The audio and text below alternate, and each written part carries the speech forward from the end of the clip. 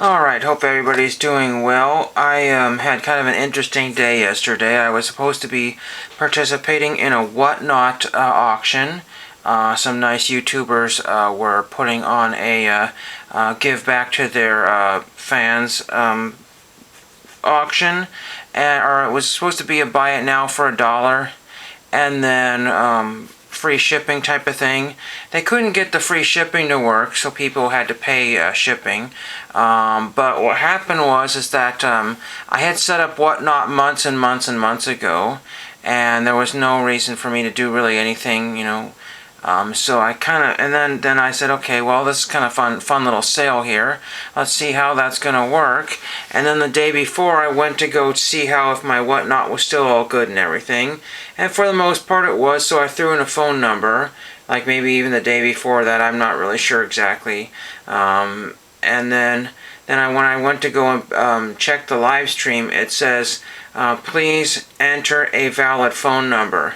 And I said, well, I thought I had done so already. So I went back through the process and stuff and found out that the phone number spot was grayed out, and it makes it almost impossible for you to change the phone number on there. So I had to go and do a few things, and it never worked. And then when auction time came along, they were having problems and I was having problems, and I was able to not even chat or do anything other than watch the stream. They were having some glitching issues too as well. So they, as in the YouTubers, not a they as in I say they a lot, and I know what they is, but you don't know what they is. So let's get on to something else here. So I had gone to the Goodwill bins because I'm not going to sit here and watch an auction where people are a live stream where people are buying stuff for $1, in split seconds, like fractions of a second, things were already purchased. People are like, where did the item go? How come nothing's for sale? Not realizing that that people are clicking buy it now within a fraction of a second. They have that mouse hovering over that little button there, and they're just buying whatever they can get their fingers on. It didn't matter what it was. So there was that, and so I went to the bins and found one bin that was a bunch of paper stuff. It was just, if you have to realize that if you took somebody's desk and rolled it into one, that's what goes into it's everything. So with that, I'll just show you what, in no particular order. I kind of organized it a little bit. Found a Christmas card. It says, no, no, no. And then Santa says, that's ho, ho, ho, little buddy. The last flight of Santa's sidekick, Elfo. So that'll go out to somebody one of these days. Again, you can get stuff for a few cents. This card originally cost somebody $2. Shoebox greetings. So somebody paid $2 for that, and I got that for probably 5 cents maybe. I don't really know. Came across a bag of Transformers that no one wanted to look at, and I thought that was really silly because most of these guys that I'm fighting with are resellers, whether they resell at swap meets or anything, and nobody would take it, and I said, fine, I will take it. I found more or less a complete Dinobot here from 1984. That's a date in it, but the tails are always broken, so I just grabbed it as parts. Do I need Star Wars, sorry, it's late, or early, whatever you want to call it. I do not need, old Transformers toys from the 80s, but I have a box of them. Like I have a collection for everything. And then here's another Transformer, smaller one that's more or less complete there. Don't know what this is or how this goes together. He doesn't really have any kind of, that's pretty much all he is. He might have been part of some other one, like it goes inside something. Really don't know what that one is, but that's older as well too. So that's pretty much all I grabbed, regardless of how neat, but most of the other ones were incomplete. Then I picked up these, which are Snoopy instructions for a motorcycle here. And people are like, gee, you just grabbed some of the craziest things. Well, this is the first time I've ever seen the instructions for some sort of 1971 Snoopy and his motorcycle. I think Woodstock.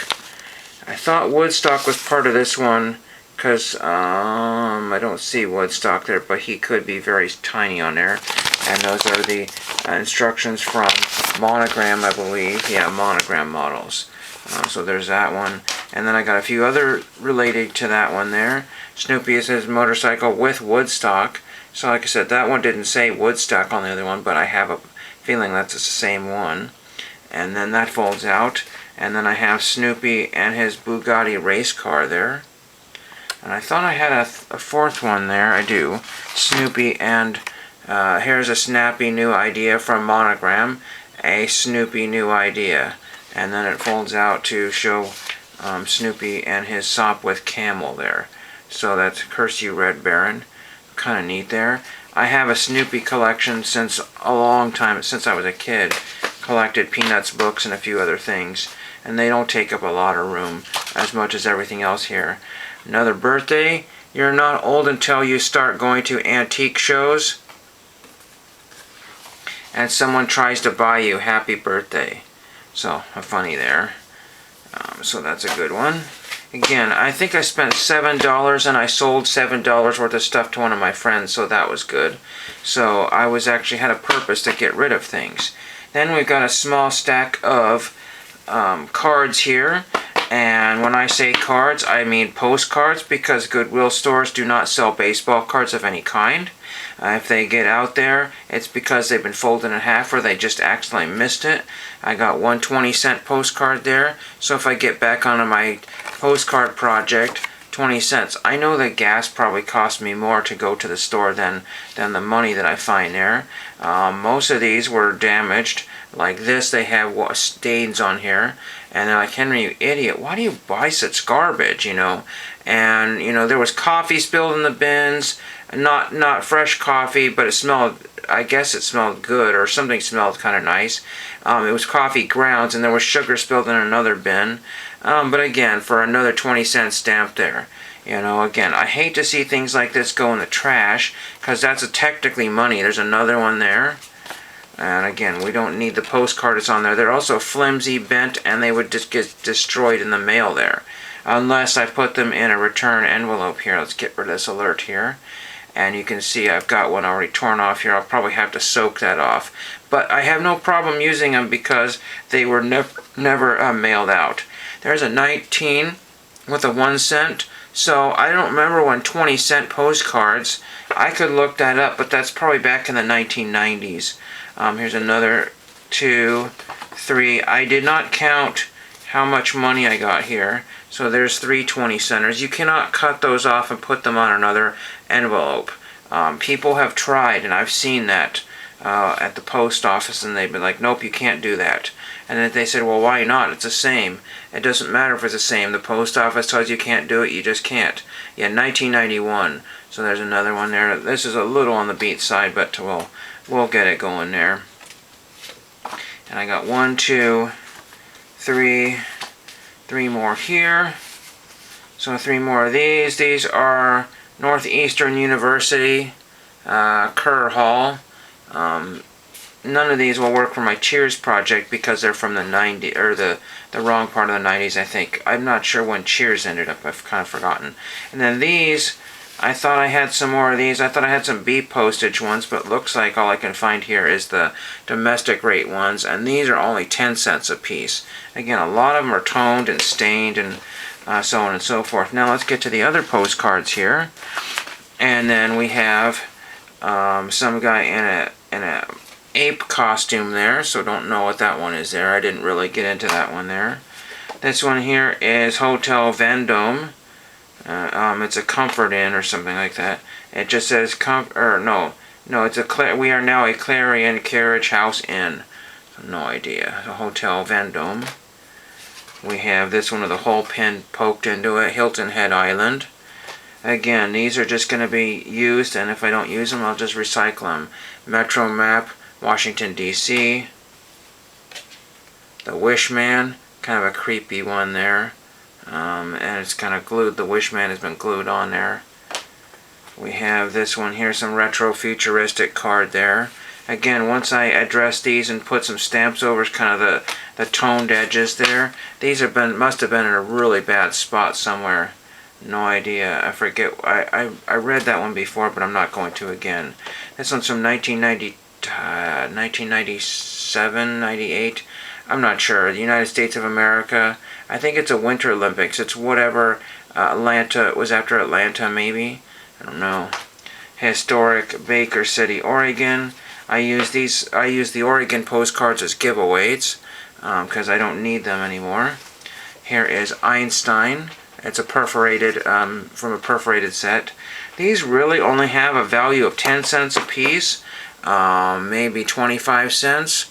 No more than that. The postcards, every one of these each, but there's nowhere you can buy those for that other than a Goodwill bin store. So you have to take your luck. They don't have the records out any further, so I have to choose to look at the other parts of the store. And there's another Einstein one, perhaps his wife in the background. Rosa Parks postcard here. So there's Rosa Parks. It says pushing peace. So there's pushing peace. They're trying to push that, but the big guy, it's just hard to get peace. Here's a newer one, a Walking Dead. So all these are like 90s era postcards, and then you got a Walking Dead one in there for some reason. Just might have been part of a different collection that got mixed in there. Remember, if you don't have any zip, you won't get any mail, M-A-L-E. Kind of a strange postcard there. Probably won't use that one. And then I got 3 of the Chevron cars postcards there. Nothing special there, but again, where are you going to get these? Are so cheap. That's someplace in Colorado. Here's a real photograph of some sort of sea anemone, probably from the Oregon coast. I might be able to do something with it, but I didn't realize how damaged it was, because things are just getting smashed in the bins. And we got another Colorado postcard. Try to go a little faster here. Another postcard of a green tree and all different shades of other trees there. Some very thin paper one again. A lot of these were never mailed. And there's some sort of, I can't even read that. The font is so strange there. But it's some sort of retro futuristic helicopter thing there. Helicopter car. And we have, this is Fort Stevens, antique photograph of Fort Stevens. I mean, a reproduction of an antique photograph on postcard form from the 80s or 90s. Unfortunately, again, it's damaged there, but if I choose to use that one, I'll cover that up with a stamp. South Carolina with the pinhole poked in the top of it. And again, the reason why I buy some of these is because if I leave them behind, I will regret it. So better buy that for a cent or two. And then there's some Hawaiian, I keep looking this one upside down. Some Hawaiian surfers. Some more Hawaii postcards of different scenes here. Nothing outstanding. Again, you expect to pay $1 for those somewhere. And then I know you're out there somewhere, probably Moody Blues lyrics, but please write. So there that. That's pretty much most of the stuff that I got at the bins. And gosh, Henry, that's $7. It really starts to add up. Little pieces of paper. There was a book that I got here in a minute. I got some stickers here, some very futuristic kind of space-looking stickers, so I need space. So I'll use those for astronauts and things like that. I did mail off one letter. I got this really crazy, the new games book, Play Hard, Play Fair, Nobody Hurt, from 1976. I should have bookmarked some of the pages of some of the most unusual pictures here. There's a couple of kids or young adults are trying to jump over some sort of rope thing here. Some of them are kind of very bizarro pictures here, if I could find those. Let's see, I don't know. Everybody's wearing like a snug t-shirt and bell bottoms, maybe flannel shirts, that sort of thing. There's 2 young people that are just doing something, I don't know. There's a lot of close contact in these photographs, so it's kind of a thing that's kind of past its time here. You know, sometimes you just don't want to know what's going on there. You know, it's kind of unusual there. You got to be careful there. There's another one, a British Bulldog. So again, maybe these are people at church camp. I have no idea. They're getting their church on. Anything else here? Something called Caterpillar. There was something called, oh, I don't know, Guillotine. No, I don't know what it was called there. It was Earthball. It was fun. There's one with a parachute in here. I remember doing the parachute thing in kindergarten class or whatever. Something called Kinder Gym. There's a picture of my uncle right there. No, I'm just joking. No, it's just But yeah, my uncles looked very similar to those type of guys right there with the dark glasses type of thing and the funny collared shirts there. Oh, yeah, here's some parachute games there. You know, that's not Pete Townsend there, but there's another one that looked like a Sonny Bono in here. Shoot ball, spirals, lap game. We don't play the lap game anymore. It's just, you know, again, there are more pictures in here that are a little more embarrassing than what I had showed you. But it's just kind of a funny book for 50 cents. Then I picked up a jacket here. I'm already at the same time frame I was, and I thought I was going slower in the previous video. Picked up a Vans jacket. This Vans jacket, tight since 1966. So, cool jacket. It looked very blurry in the camera there. What are you going to do? So there's that one there.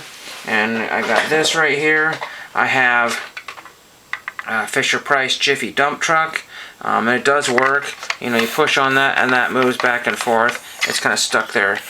So what can you do? I got hold of it. So all of that for $7. And then I got one TTM when I came back. I wanted to share you with it. I wanted to share this with you first, but I forgot. And I forget a lot. And that's why I had to re-record this video here. So we have one out of Seattle, Washington. That's a bonus for those people. There's dog bite awareness again. And we have two cards. One of them is a Goodwin Champions, and the other one is a Goodwin Champions. This is none other than Jeopardy champion and current Jeopardy host Ken Jennings. So he signed in blue Sharpie right up here. The time that I purchased these cards, I had not all the selection of all the cards there.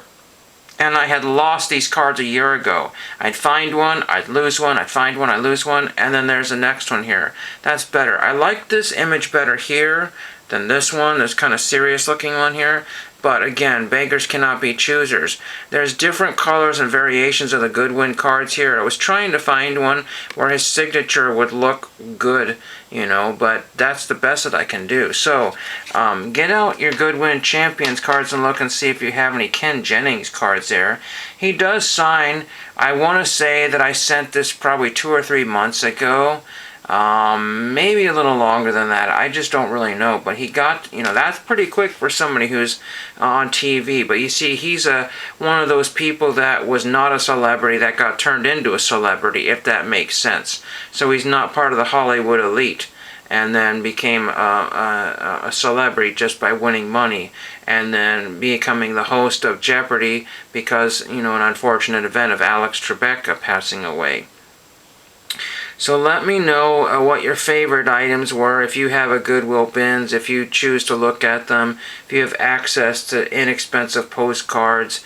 Again, in previous videos I mentioned, this is the only place that I have, you know, that has stuff constantly where I can afford something. The jacket might have been barely $2. Where do you get a jacket for $2?